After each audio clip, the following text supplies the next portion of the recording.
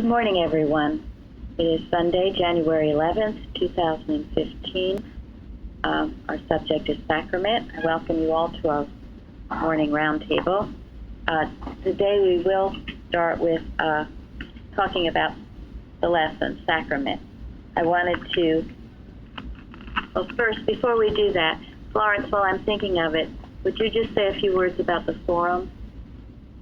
Oh, okay. Maybe I'll just read the email I sent then. This week, Jeremy sent the statistics of the forum highlights download, and it's really impressive, thanks to God. And I wrote that we can never know to what extent our sharing is helping to change world thought. We are grateful for the technology to be able to gauge what is going on with the forum highlights. And if we look at sharing our inspiration on the forum as serving God and man, perhaps we will have more enthusiasm with what can be gained from the lessons that will keep the forum going. We must all do our part.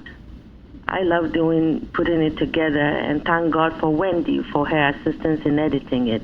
I mean, it's like, I think the total was 6,000 downloads in the year 2014. So it's good to know that it's not all in vain. That's right. It's been getting a lot of people checking in, as do all the things that we're doing. Jeremy's going to give us more statistics about downloads, but those of you who are translating lessons, those, dear Betty doing the full text faithfully, all of this work is not in vain. People are very, very grateful for it. And I think, as I mentioned, we got someone new from Australia this week, someone else from Oregon, Carla recently from Rochester, New York. So don't ever think the work is in vain, and don't ever think, oh, well, I won't do it today or tomorrow. Please, everything you have to say, everything you write is of value when you're inspired by the Father, of course. So. And I must say, I got a call from England, too. People who have been following Plainfield since the 70s. In fact, they said they were praying for Plainfield at that time. So you never know, really, how far this is reaching. And it really touches my heart to think that, so long ago, people were following what God has given to be done here. So I think we have to take it more seriously and in humble obedience to what God wants us to do it wholeheartedly. Thank you, Florence. Citation 3 in the lesson this week, in the Bible part, Matthew 20. Who would like to read about the sons of Zebedee for us? Does anyone have the lesson available? You can call on someone here.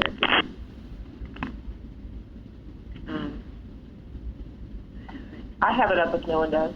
Thank you, Lenny. Go ahead then, please. You want me to read the whole of I do. 3? Yes, okay. I do.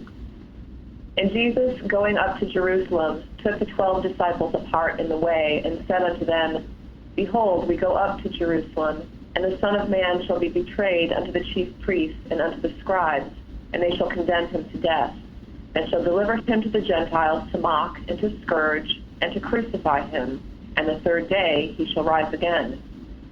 Then came to him the mother of Zebedee's children with her sons, worshiping him, and desiring a certain thing of him. And he said unto her, What wilt thou?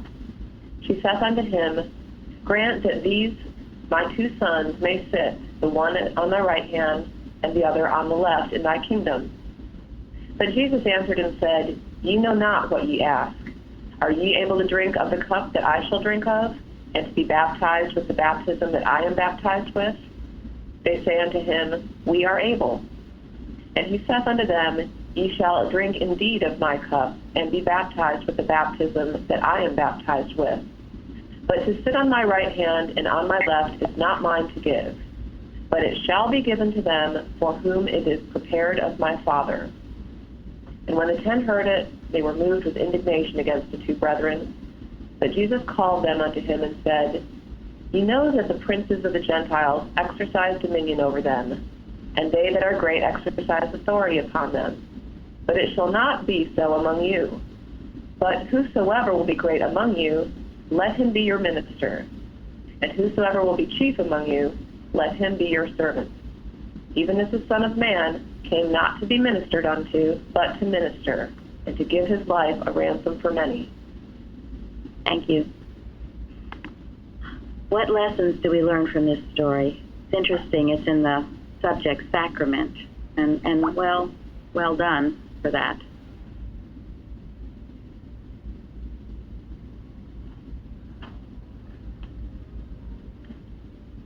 Who were the sons of Zebedee first? Who were they? Do you know? James and John. Yes, James and John.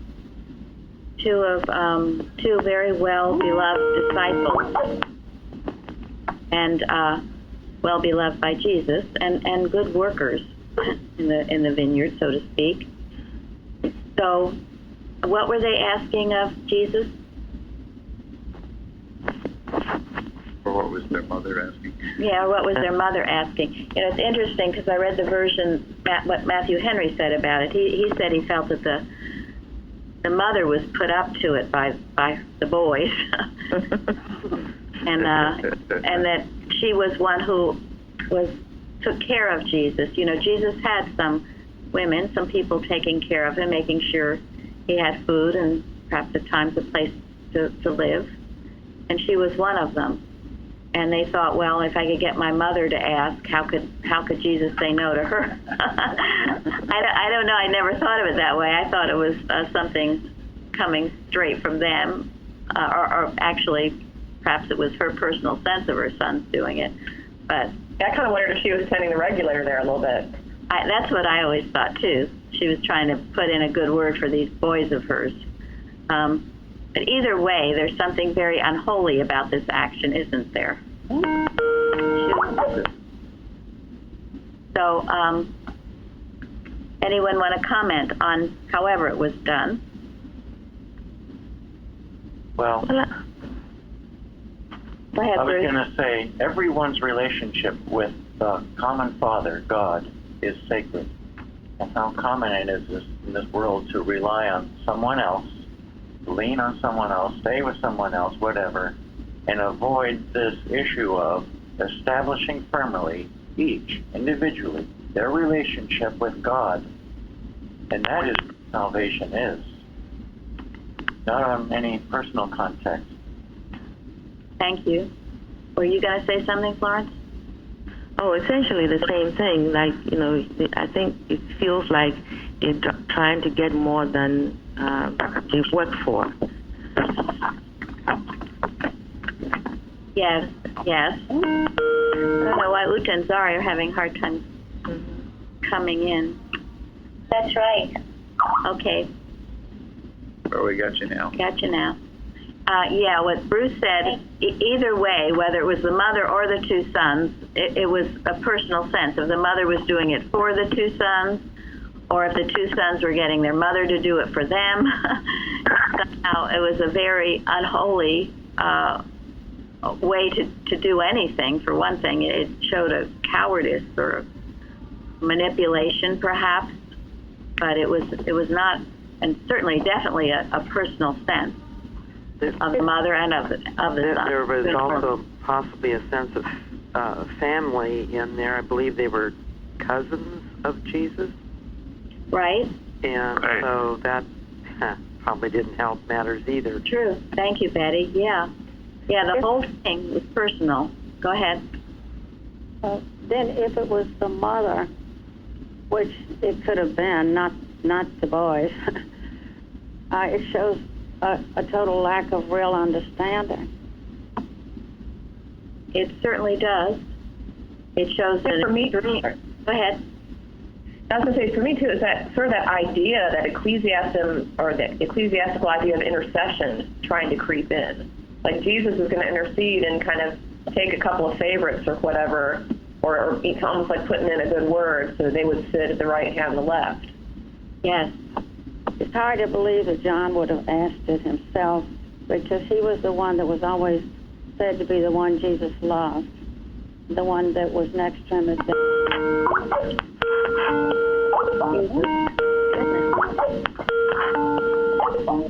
He had so much understanding from what we have from John. Yes. Yeah, it would seem hard that John would do something like that, or even think to do something like that. Although, and there has been controversy of if that was really John, the beloved John, because just for that reason they wondered how could that have been that John. There were a few Johns at that time. Anybody else? There was a sense of pride. Jesus did all these works and taught and everything, and they felt they were equal to him. And that's pride. Yes. Yeah, definitely pride. Pride on the mother's part, pride on their part to ask for this. It also showed a great ignorance, didn't it? Yes. I mean, real ignorance of the position. Yes. Yeah, Jesus said, "Ye know not what ye ask." And then asked the questions, "Are ye able to drink of the cup that I shall drink of, and to be baptized with the baptism that I am baptized with?" For that they said yes, but then he said, "You may be able to do that, but to sit on my right hand, that is not for anyone to give such a." I mean, it's something, I think, too so holy that they probably were thinking of in a very wrong way. Yes. Yeah, and yet he used it as an opportunity for instruction for them. And he said, "It is not mine to give, not mine to give." I mean, he didn't have pride himself. Right. He's as just to say, you can't put me in between your relationship with God. You have to earn it. You have to earn it yourself. And then he goes on to explain how to earn it, doesn't he? Yeah. Yeah. Yeah, in Matthew Henry, he says, "It is not mine to give to those that seek and are ambitious of it, but to those that by great humility and self-denial are prepared for it." Now, there's a great difference in the two. And if you're asking for any position, really, it's, to me, a very strange thing, and especially positions like this, or even positions in church, really. God promotes you. When you seek those things, you really don't know what you're asking for, because they do. It requires taking up the cross and denying self.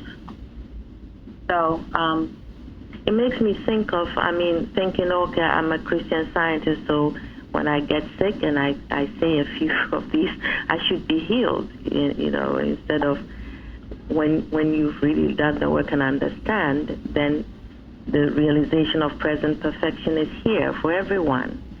But I also see this as, talking about, competition, human rivalry. yes, Envy and pride. yes, yes. All of those things are at play here. Human ambition, pride, rivalry. In Matthew Henry, and I thought he made some interesting comments. He said that they probably thought, well, they had left everything for the Christ, so now they deserved some sense of honor. And it did bring out, too, they were asking for honor. They weren't asking to work or to do anything. They wanted honor. And they had nothing to back it up. They had nothing, no, not at that point. They didn't. That's what I was thinking, too, because I suspected that there was a sense like, well, we deserve it. You owe it to us. Yeah. Sort of thing. Yes. But remember, the disciples, it says in the Bible, received the Holy Ghost after Jesus' ascension. In other words, they had a lot of growing to do up until the point in time when Jesus left them. Yes, they did. Has anybody ever known anyone who petitioned to be elected a reader in their church, or desired to be on the board, trustees of their church, or campaign to be a practitioner?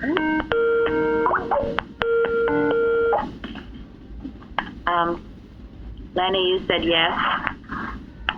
Oh yeah, I've known of people at my old church who, felt like they'd been there a long time. They were good Christian Scientists and couldn't understand why they weren't being elected reader and got a little miffed at it. Yeah. If they really knew what they thought they were asking for, really, they may not be asking for it. Yeah, and I know some of you who have started reading even on Wednesdays. You take up the cross when you do that. You have to deal with all the opposition that comes at you that would try to stop you from doing it. And as you do that, there's tremendous growth because you're learning how to handle animal magnetism. And that does not just go for reading. It really goes for anything that you're doing for the church. There's the opposition. Era doesn't want you to do it. And so when you overcome that and do it anyway, you've grown. And when you grow in this way, you'll grow in every area of your life. So there's great blessing to it, but it's not something you really seek. You do have to be prepared for it. It has to seek you. God promotes you. God will promote you. It will be unfoldment, and it certainly should. It's the way it happens in this church. God forbid there be any campaigning for anything. But I do know I've heard of stories of churches where there was that sort of thing, and in this church as well years ago. Yeah, many years ago we had an experience like that, and one of the people who was miffed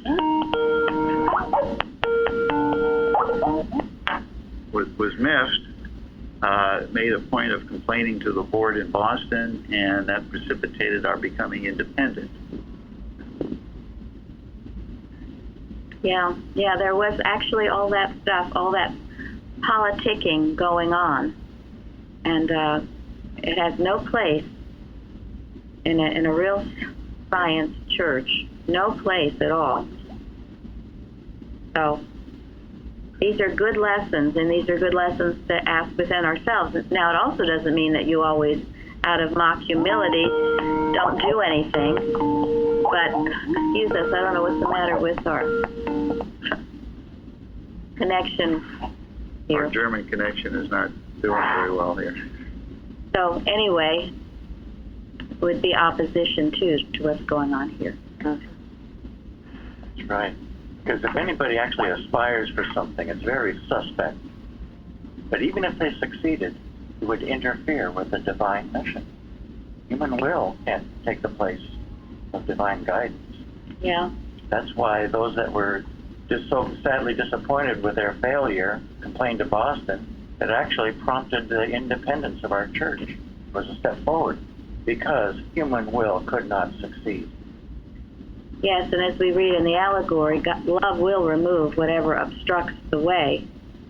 That will happen if we're faithfully following God. So, yeah, after having, and it was interesting, Jesus was very loving to them, and as barely brought out, then it brought out competition among all the other disciples, and everybody wanted to get into it. Why should they have preference over us? So, if any of you ever feel that, even stirring it all within you, make sure you kill it. Certainly not of God. And we saw it also with Mrs. Eddy, didn't we? And with her passing.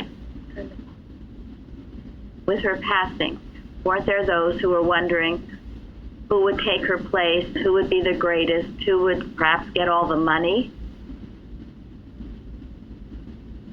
So beware of it, and it's important. And how would it? I would say it goes with sacrament, because this is human ambition. Human ambition. Who shall be the greatest? So, and then what was Jesus' answer to them all? But the greatest become the servants and the ministers, and not the Lord. Yes, thank you. Here again, we're back to servants, servitude, the lowly, washing of the disciples' feet. And we must all have that in our hearts, whatever position you're holding in the church or elsewhere. We're all servants of God. And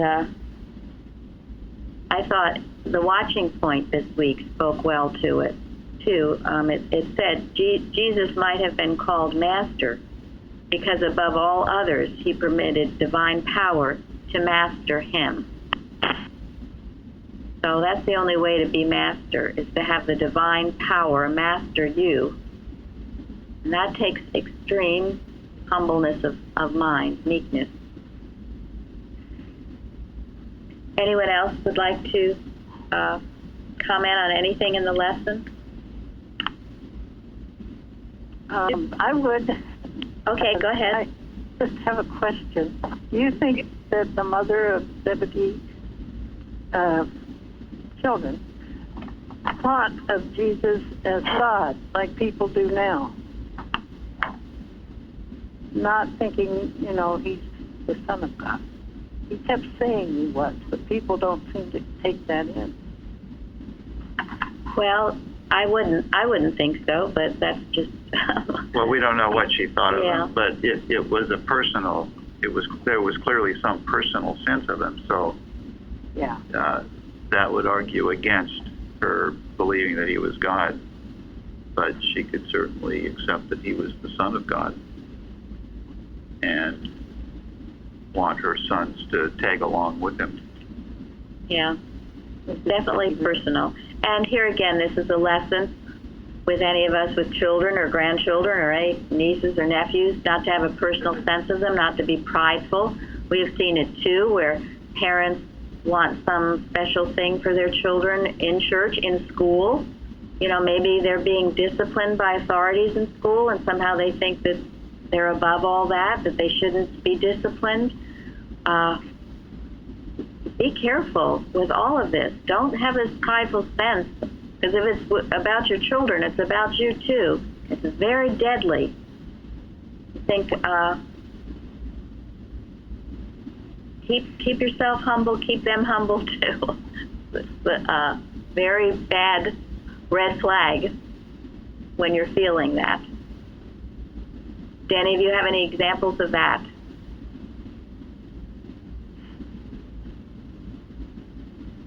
Well, I've seen it in schools. I certainly have, where I've had mothers or fathers come intervening. The teacher has had to discipline a child or something like that, and they come and how can you do this? And they interfere with that.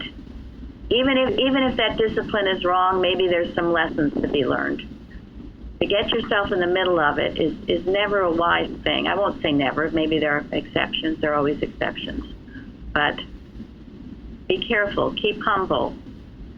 Let your children learn lessons. Don't try to promote them. Don't try to get them into some Ivy League school that you think is so great.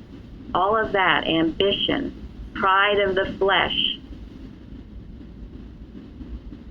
should be unfoldment, God's plan for you and for all. Yeah, I think that's the key, Mary, and that's one of the things I took away, and all the things I've worked on with you, with Maddie, is just not to get in the way, not to get between her and the lessons she needs to learn.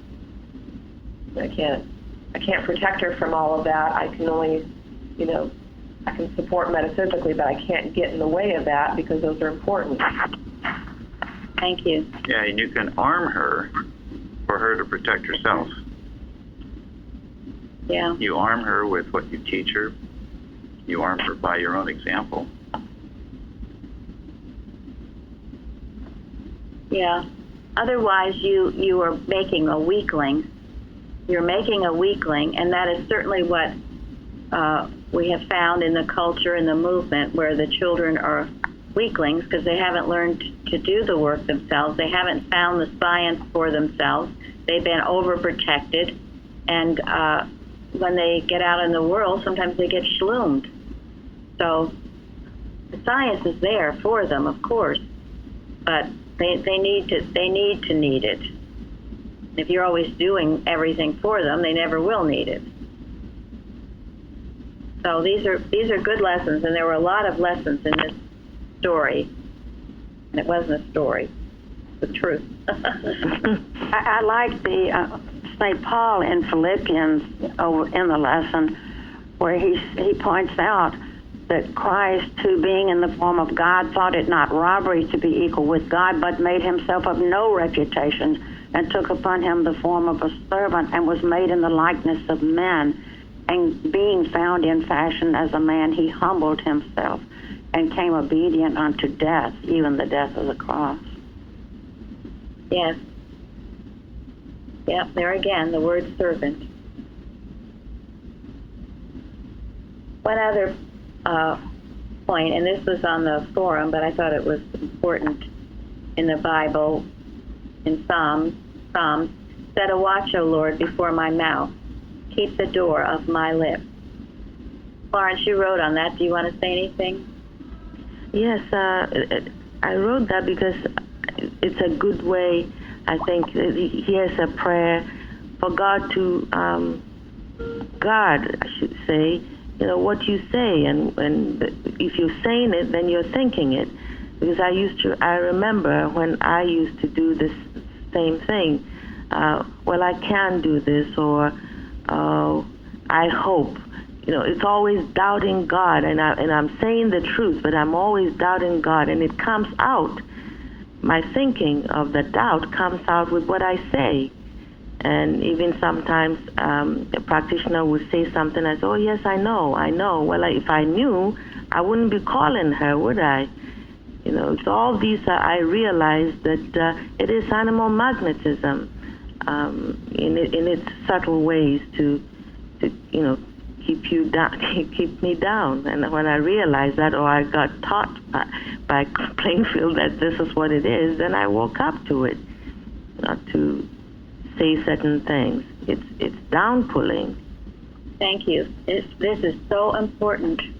We think we're praying and knowing the truth in the morning, and then we go off and we say these things to ourselves. And it is down pulling. You can't do something, you're afraid to do something. You hold something. Yes. And other things too. You have to be very careful of even your expressions. You feel like you're banging your head against the wall.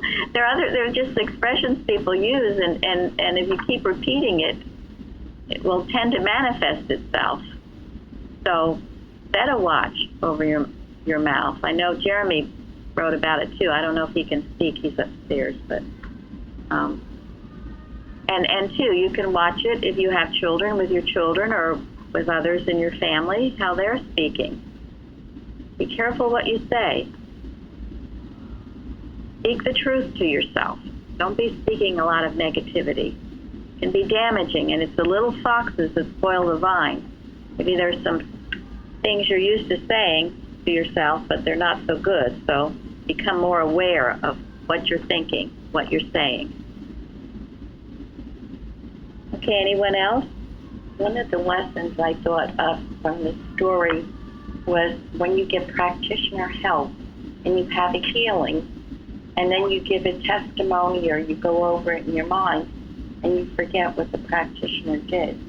That would be the same as these boys did not see what Jesus did, and they thought they were equal, but he was listening to God, and that's how it is with the practitioner. And that's why you have to be grateful, because they're making your connection to God. Thank you. No, that's a very good point, Sharon. It's a very good point. We don't want overly thanking a practitioner too much, and we don't want, but also just to totally forget you got the help and suddenly you did all the work. It's equally as bad. That's why I can tell a really grateful person, because their thanks is sincere. They will acknowledge the practitioner, but it won't be effusive. But it should be there. And if you will fall on your face, because I've done it. You don't know what the practitioner, all the work that's gone into it, and suddenly you think you did everything, and wow, this is fantastic, and pretty soon a sense of pride sets in, and you're having to pick yourself up off the floor. So it's always right have that proper sense of gratitude for the help you've received, and certainly, first and foremost, to God and to Mrs. Eddy for giving us the science. But if your heart is really right, you will feel this right sense of gratitude, and you won't be tricked by that. Okay, anybody else on the lesson? Otherwise, we'll go to obedience. All right, we were on page 118, in the middle of the first paragraph, starting with "we shall have no faith." Let's see, who would like to read? Fairly, you want to read? Oh, okay. You mean, where do I start exactly? We shall have no faith in evil. Okay, the end of that paragraph. We shall have no faith in evil when faith finds a resting place and scientific understanding guides man. Honesty in every condition, under every circumstance, is the indispensable rule of obedience. To obey the principle of mathematics 99 times in 100 and then allow one numeral to make incorrect your entire problem is neither science nor obedience. Okay, anybody on that?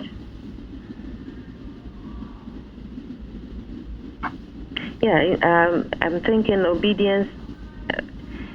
I read Eustace talking about obedience being like reflection. So, in other words, if you're obedient, then you're being exactly what God wants you to be, and not, missing here and there. That doesn't make sense. That's good. That's right. If you're being in a reflection, you can't have any mistakes in that. Right. That's a good way to look at it. The science of it. Yes. It's a science, and we can trust it. And I love the honesty part. In every condition, under every circumstance. I'm telling you, it doesn't matter how screwed up you are. Better to be honest. If you are honest, you're workable. If you try to cover it up or try to fool somebody or your practitioner or whoever, it's very bad. What does Mrs. Eddy say about dishonesty? Work is divine power. Yes. Honesty, spiritual power. It's the other way. Dishonesty is human weakness and forfeits divine help. You will not get God's help if you are dishonest. And that means in any little ways too count. Be honest as best you can. Be honest with yourself, with your fellow man, and certainly with God. Well, God knows, so you can't try to fool him. He knows what's in your heart. But dishonesty, that, every time I think of that, you forfeit divine help. That's a huge penalty for telling lies. And I love this in first edition. There's so many good things in first edition that are so clear. And on page 129, Mrs. Eddy says, unless a man advance spiritually, he is not scientific. And if he is scientific, he must start honestly and journey some every day. And however long he is in reaching the desired goals, if his honesty be preserved, he will finish his course. That is an amazing statement. If you're not familiar with it, do. Because along with all this, what we talked about, the sons of Zebedee, and maybe perhaps the competition and all of this going on, many people become dishonest. They profess more than where they are or what they want to do. Please stay honest. You can't lose with honesty. And even if it takes you longer, your steps will be much more secure. Do you all understand this? Absolutely. Yeah, good. Don't be something you're not. Be what you are. Profess what you are and grow from there. Don't cover it up or lie about it. Because if his honesty be preserved, he will finish his course. Okay, anybody else on that one? All right, the next, let's see, next maybe 2 paragraphs we'll have, Elizabeth, would you like to read? Sure. However keenly the human affections yearn to forgive a mistake and pass a friend over it smoothly, one's sympathy can neither atone for error, advance individual growth, nor change this immutable decree of love. Keep my commandments. The guerdon of meritorious faith or trustworthiness rests on being willing to work alone with God and for Him, willing to suffer patiently for error until all error is destroyed and His rod and His staff comfort you. Self-ignorance, self-will, self-righteousness, lust, covetousness, envy, revenge are foes to grace, peace, and progress. They must be met manfully and overcome, or they will uproot all happiness. Be of good cheer. The warfare with oneself is grand. It gives one plenty of employment, and the divine principle worketh with you, and obedience crowns persistent effort with everlasting victory. Every attempt of evil to harm good is futile and ends in the fiery punishment of the evildoer. Thank you. Okay, the first part, yearn to forgive a mistake or pass a friend over it smoothly. We were talking about this before, so can't be done, can it? I know probably all of you have tried it. I've tried it myself. Or I wish someone would do it for me. So it doesn't work. You can't do it. And this is the honesty of it all. Gotta let it come out in the open to be healed. I think it also speaks to rebuking too, rebuking love, like it talks about in our daily duties. You can't let these things just pass over you as well, whether it's your own mistake or something else that comes to your consciousness. That's right. Absolutely. It will not work. It's got to be rebuked. And certainly first with yourself, and then with as it comes to you. It has to. Because if you don't rebuke it, you will be sucked into the problem. So it has to be rebuked. And it isn't ever a person, it is animal magnetism that you're rebuking. It's animal magnetism. And if you love enough, you will. And then being able to work alone with God and for Him. So very often, you are going to be alone in this. You can't necessarily look for a whole bunch of friends to help you out. So get used to it. You have to do your own work, otherwise it won't do any good. Right. That's right. You have to do your own work. You have to meet the thoughts that come to you and either handle them or realize they're thoughts from God and stay with them. So you are going to be alone with God in your being, as she says, and that's a good thing. Okay, now the next. Anyone want to comment on that? Thank you, Lillian. Okay, the next. Self-ignorance.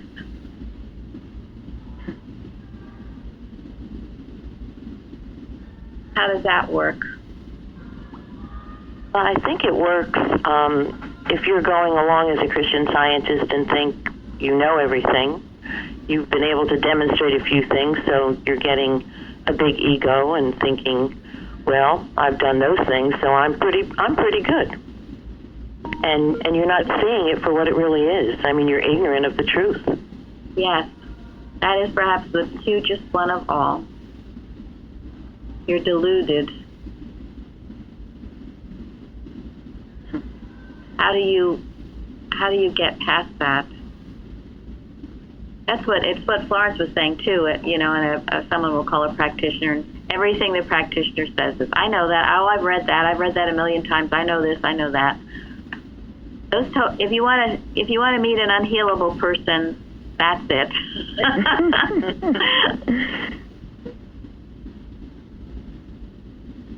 So how do you get past that?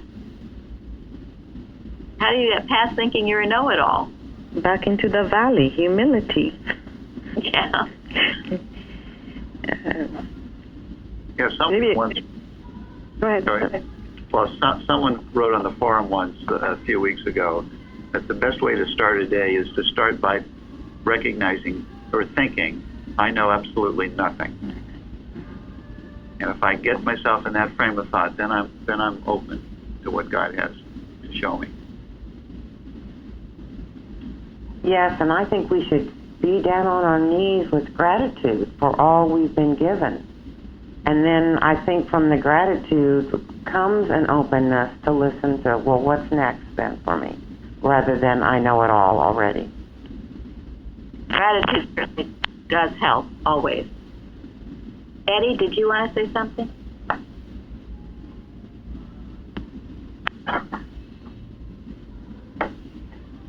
About overcoming self-ignorance? You there? If you're there, we can't hear you, so. Well, if you continually don't overcome it, you will come upon something where you will find out you don't know very much at all. You'll have some problem. Mrs. Eddie says, sorry. No, you go ahead. Mrs. Eddie says we don't know until we demonstrate. It's usually, because I know I can quote, and I feel like, you start a sentence, I'll finish it from Science and Health, but it doesn't mean I know squat about it. And so I've been trying to focus more on, okay, I obviously need to prove the little that I do know and prove that I understand it. I have to demonstrate it, because it's all well and good to say you know, but unless you're doing and demonstrating, it doesn't really mean anything. That's exactly right. Thank you. That's why the healing of the sick and all of that, it's important that all of you take that seriously. We're all commanded to do that, every man, woman, and child. And you have opportunities all day to see the truth and to help yourself and others in that way. These situations change and clear, become better. That's the demonstrating. It's also why Mrs. Eddy was so important and Gilbert Carpenter is so important, because he shows us how Mrs. Eddy demonstrated. I never knew how she demonstrated until I read some of his things, how she demonstrated in the minutia.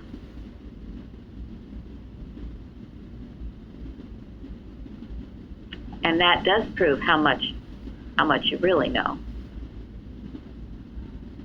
And never say, I always tell when I get someone who calls and tells me they know everything, I just tell them to get that out of their vocabulary. Because even if you think you do know, you can read Science and Health and you should be finding new things in it every day. It should always be unfolding. So to think you know, there's always more to learn. Well, yeah, and even the stuff that you thought you knew should have a new layer to it. That's what's so cool about Christian Science. You can be so intimately familiar with something, but if you're really growing, you can take a story that you know inside and out, or a passage or something, and find even a deeper meaning to it. Absolutely. And if you don't, you're sleeping. It should always be fresh and new. I mean, I am amazed sometimes with the Bible studies, because I think, well, we've gone over this before, maybe more than once, but there's always new things to be found, new things that come up. Each day should be fresh and new to each one of us. But self-ignorance came first, and it's very important. Many people are not aware of what they're doing, what's driving them, what's pushing them. And you need to know, you need to be acquainted with yourself. Figure out what's going on in your head. Don't be afraid to take a good look. I think it's really humbling to when you realize that you really haven't taken the scientific statement of being into heart. You say it all the time, but what really it happened to me when I really thought about it, pondered it. I was like, wow, this is big. This is really huge. If I understood this, I'll be, heading somewhere. Yeah. Yeah, you'd be walking on water and walking through walls. Well, maybe not yet, but at least I will be, it means a lot. It does. I know I had memorized that as a child, and it took me, I finally realized, all is infinite mind and its infinite manifestation, for God is all in all. I had no idea what that meant. I said it so many times, I didn't know what it meant. I had to get where I knew at least a little bit of what that means. And boy, is that awesome. So. And since that's the truth, can anybody ever know all there is to know about God? Really? The work of infinity. So work with this self-ignorance. Get to know yourself. Get to know what drives you. Get to know what your thoughts are. Dissect the mental anatomy, as Mrs. Eddy talks about. Very, very, very important. And don't, as Janet started out with, and it's so good, don't just think you know it all, because if you do that, you create a total wall, a block of ever learning anything new. You know it all, well, fine. Good for you. I've never yet to meet anyone who really has. Never think that. Those who think they do generally know the least. Yes, Mrs. Eddy says that. Okay. I appreciate. Go ahead. I appreciate her saying, "Be of good cheer. The warfare with oneself is grand." I really appreciate that. It's encouraging. It is. Because there's so much warfare to do with oneself. Right. And that's, that is a quote that we often hear. So now you know this is where it is. It's in the article on obedience. I love it, too. And you should have your books marked. Be of good cheer. The warfare with oneself is grand. It gives one plenty of employment, and the divine principle worketh with you. And obedience crowns persistent effort with everlasting victory. It's a beautiful statement, and it is so encouraging. You're right, Fairly. And we have plenty of employment, so never think you don't have anything to do, because you have plenty to do. And then, every attempt of evil to harm good is futile and ends in the fiery punishment of the evildoer. Wow. That is not nice. Fiery punishment. Yes. That sounds like a good end for a watch, too. It does. It does. We'll have to do that. Yeah, seriously, let's lock that on the end of one of our watches. Really. And remember, that is the effect of divine love. It is a law of annihilation to anything unlike itself. Yeah, and we work with it. Start now working with this. That one sentence, to know it. We say things like evil goes back on itself and destroys itself with accelerated force. All evil can do is destroy itself. That's all it can do, because it's unreal. And there's nothing personal about it. No. So go for it. Yep. Yeah. And certainly in our watches now and all of this terrorism talk, we can work with these strong statements of truth and know it is the truth, because it is. So the bell has rung, and let's see, I think I will end with Miscellaneous Writings, page 346. The origin of evil. The origin of evil is the problem of ages. It confronts each generation anew. It confronts Christian science. The question is often asked, if God created only the good, whence comes the evil? To this question, Christian science replies, evil never did exist as an entity. It is but a belief that there is an intelligence, there is an opposite intelligence to God. This belief is a species of idolatry and is not more true or real than that an image graven on wood or stone is God. The mortal admission of the reality of evil perpetuates faith in evil, and the scriptures declare that to whom ye yield yourselves servants to obey, his servants ye are. This leading, self-evident proposition of Christian science, that good being real, its opposite is necessarily unreal, needs to be grasped in all its divine requirements. Just 3 simple paragraphs to that question. And it's one, as we're dealing with error, we must be well familiar with. We go at it with a vengeance to destroy it. And on the other hand, we know it's unreality, and we prove it's unreality. We're not just talking the words, we're demonstrating the truth. Okay, so thank you all for your comments, and we'll go on to have a good service. Zari, glad you Thanks, everyone. finally made it. Thank you. Thank you. Thank you. Thank you.